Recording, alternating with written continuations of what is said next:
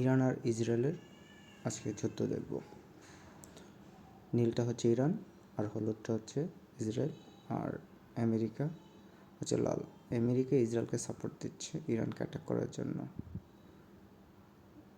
অ্যাটাকটা হচ্ছে ইরান প্রথম থেকে অ্যাটাক করে আসতেছে।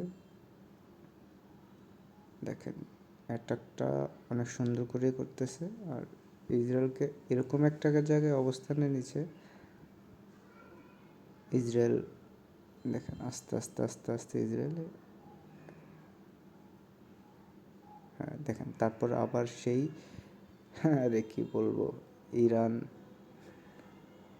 হ্যাঁ দেখেন ইরান কীভাবে অ্যাটাক করতেছে। আর দেখেন ইসরায়েল কতটুকু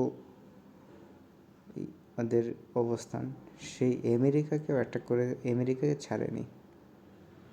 দেখেন কীভাবে অ্যাটাক করে। দেখেন অ্যাটাকটা এরকম একটা পর্যায়ে গেছে। ইরান কিন্তু ভালো ভালো অবস্থানে ছিল, তো ইরানের প্রতিনিয়ত অ্যাটাকে ইসরায়েলের বিধ্বস্ত অবস্থায় চলে আসছে। দেখেন এই দেখেন ইরান আস্তে ধীরে ধীরে ধীরে ধীরে অ্যাটাকের একটা পর্যায়ে চলে গেছে। অ্যাটাক অ্যাটাক অ্যাটাক অ্যাটাক, হ্যাঁ দেখেন ইরানের অবস্থান সবচেয়ে ভালো অবস্থায় আছে ইরান।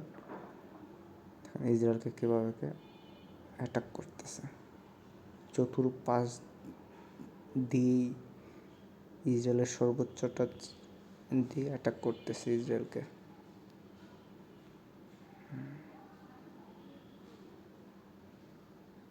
এই দেখেন অ্যাটাক, আবার অ্যাটাকে দেখে গেছে।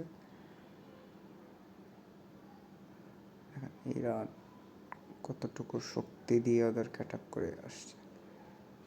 এই দেখেন এখন প্রত্যেকটা ওদের অবস্থান আরও সামরিক শক্তি কতটা স্ট্রং করেছে।